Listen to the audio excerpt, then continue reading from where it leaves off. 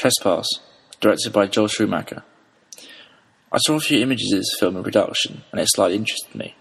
Not because of Nicolas Cage, as I am not a fan of his work, but as an idea which could have paid off.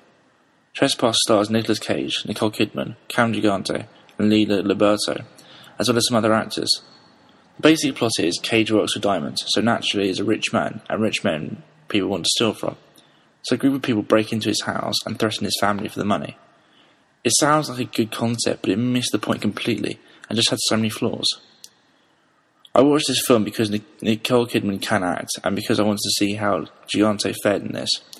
So I shall start with the good points first, and then add with all the things I found wrong with this film. It is a long list. First, at the beginning of the film, sees Cage come home from working on his phone. Now surely you would wait to finish this conversation outside, and not interrupt your family, nor have your family talk to you about your daughter's going to a party, while you have presumably important business client on the other end of the phone. It does not make sense to me. It's rude and puts the film off to a bad start. This one is a smaller detail, but seemingly bizarre, that you would allow your teenage daughter to have a lock on both sides of her door, and have a key for the door. This spells out massive trust issues within the family. Unless, of course, you're hiding diamonds in your daughter's room, which seems a bit odd and very unlikely. Understandably, this is a house that contains diamonds, so you'd want to have a certain amount of security. However, I know why they've done this is to make a point.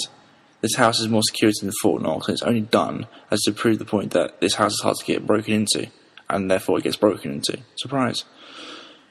Nicolas Cage looks ridiculous in this film, though I am slightly biased against him, as I've never liked him as an actor and don't rate him. His glasses for a rich man do not suit him and look beyond old and outdated, like something brought back in time from the 70s. You're working in a diamond business, so you can understand the need for security. Fair enough, but then why let people into your house so easily? The guards at the gate say they are police. Oh, this must be true, of course. Except if you were that worried about safety, you would ask to see some kind of identification. Otherwise, what's the point? Just let anyone wander in. At the party the daughter runs away to, they stereotype the teenagers so badly that it looks beyond fake and ridiculous.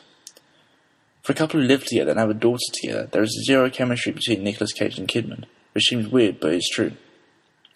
The intruders use a tactic of having someone planted inside the house, already to learn everything, which is great, except they should all have their faces covered and all skin covered, so as not to leave any way of tracing them back.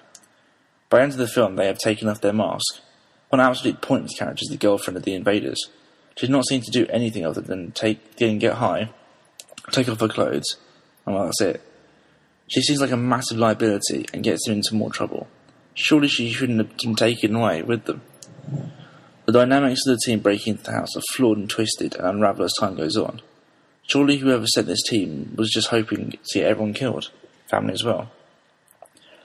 So after that long list of bad points, I give you 2 good points in this.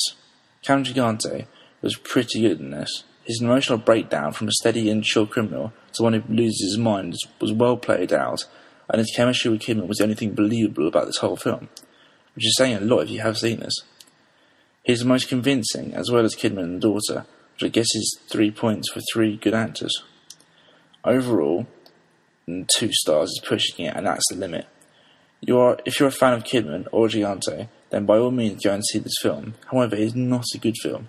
And if it wasn't for the chemistry and performance of these 2 actors, then I would just tuck this one under the carpet and walk away.